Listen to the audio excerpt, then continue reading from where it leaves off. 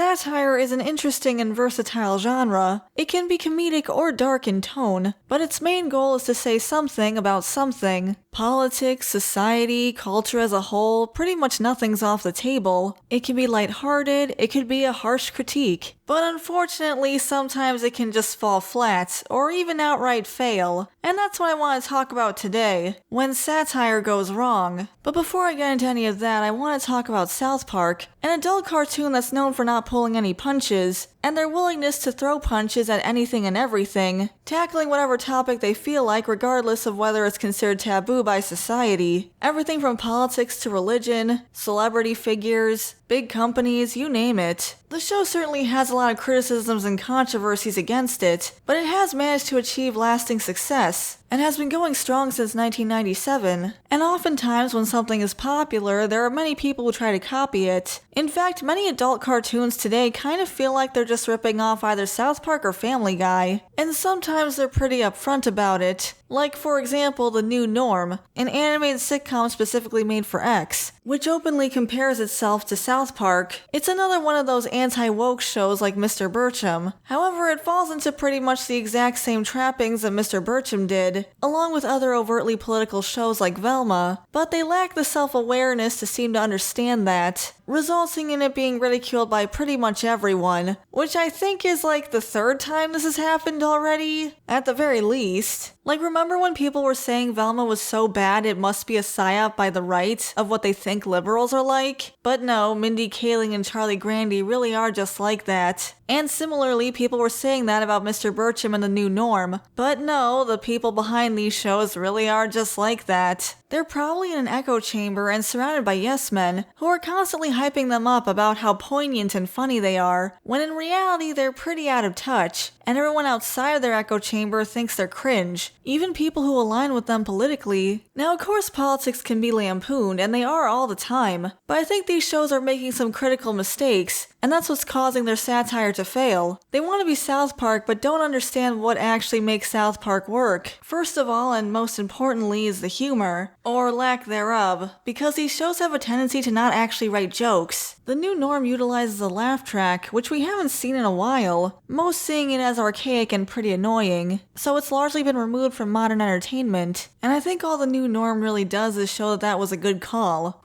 When you coming back to the trophy shop? As soon as I get rid of this, which means I gotta take in that? Chaz is here to... But it also doesn't help that instead of actually telling jokes, they're basically just making statements and dunking on the groups that they don't like. Things like setup and payoff, irony, clever wordplay or witty observations, maybe some physical humor. We rarely get to see any of that, which is something that we see in these shows regardless of whether they're left-leaning or right-leaning. The New Norm is all about how they don't like the LGBTQ+ community. Velma goes on about how they don't like rich people or white people or men. And Mr. Bircham specifically takes aim at the woke crowd. Oh boy, a woke nerd. According to TV, it's morally okay to deal drugs if your life is just kinda crappy. Those are all white people, Daphne. Minorities on TV can only deal drugs to escape poverty. Charlie, finally, someone normal.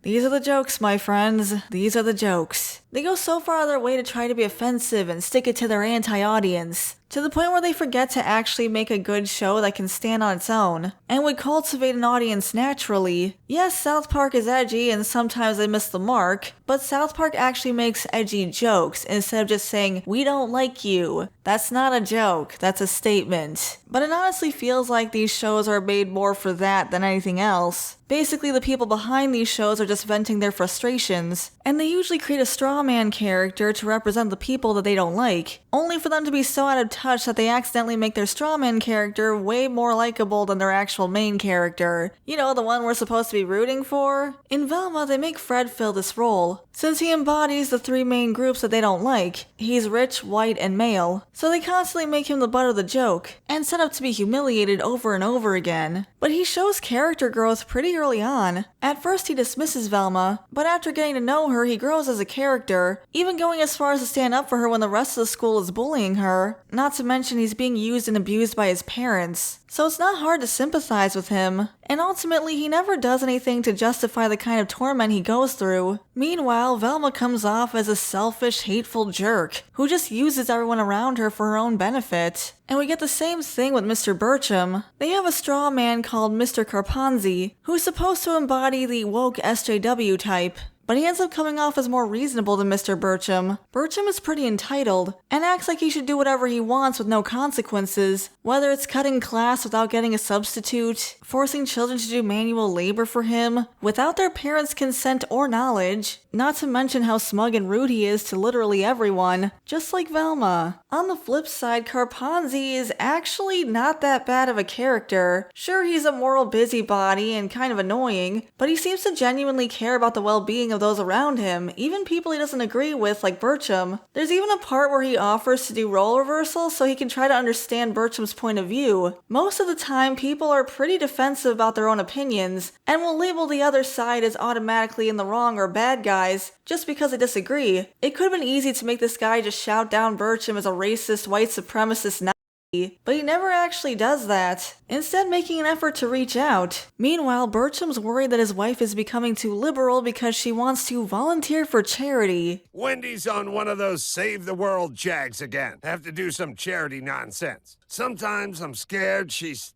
becoming the L word. A lesbian? A liberal. Can you really blame people for saying these shows are psyops? It's like they're going out of their way to make the side that they're supposedly supporting look bad. And we see something similar in the new Norm. Norm comes off as this angry jerk, who gets put under house arrest for a social outburst. He chastises his daughter, saying it's her fault that he got house arrest, which makes it feel like he doesn't want to take accountability for his actions. Meanwhile, they have their own strawman woke character called Chaz, who could have easily been something out of those SJW freakout compilations from a few years ago, but instead Chaz is pretty soft-spoken. Ironically, if these shows actually wanted to make the other side look bad, they should have just made Fred act like Mr. Burcham the entire time, or have Carponzi act like Velma the entire time, instead of basically the other way around. Same with the new Norm. Or they could focus on entertainment instead of trying so hard to dunk on the opposition. It is possible to have an unlikable main character, and we see it all the time in comedies, like Cartman from South Park or the gang from It's Always Sunny in Philadelphia. The difference being the narrative is aware of the fact that we're not supposed to actually root for these characters, and the jokes often come at their expense. And yet in these shows, we're actually supposed to root for the main characters and agree with everything they say, just completely out of touch and a total lack of self-awareness. It's pretty embarrassing, and causes their commentary to fall flat, on top of the fact that their commentary isn't very good to begin with anyway. Like in South Park, they use exaggeration, which is a staple for satire, to make their point. We can see this in Into the Panderverse, a South Park episode that also tackled identity politics. Thanks to shenanigans, Kathleen Kennedy gets replaced with an Eric Cartman version of herself, who demands that every movie Disney makes includes a chick in it who's lame and gay. It's obvious they're trying to say that Disney is focusing too much on identity politics even if a movie doesn't call for it. But with these shows, it's just ew woke or ew white people, and so on and so forth. And that's pretty much the extent of it. You can have offensive humor, but you have to understand A, how satire works, and B, how the point of view character comes off to the audience. Overall, shows like these just don't have very many redeeming qualities, and you're better off just watching actual South Park, at least in my opinion. But what did you guys think? Sorry this video was so late. It was a pretty tough week for me, but thanks for watching, I really appreciate it. Before I go, I want to give a shout out to our members. Tyrant Carnivore, Shiny Orc Boy, General Bolivar, Depth Charge Media, Samaru163, Gabby Hime, Verdant Range, JVR, Phil C, Taylor Ramirez, Equestron, Norman Sweet Cream, Way Beyond Coincidence, Hunter Rose, 80s Nostalgia Guy, Felix Spam, Lucas Geist, J Draws, Meowsers, Sky, Jinke Z, Philip, Isaac Martinez, Garcia XV Legend, Tobias Weller, Bandito Cobain, MacB909, Crimson Phantom, Dakari the Professor, Owen Wildish, Jin the Goblin, Datadyne Executive, and Caleb Nelson. Thank you all so much for your support. If you'd like to become a member, you can hit the join button next to the subscribe button. We also have a Buy Me Coffee if you want to support us that way. If you enjoyed the video, you can leave a like and subscribe to the channel if you want to see more content. And that part's free. Thanks again for watching, everyone, and I'll see you next time. Bye for now.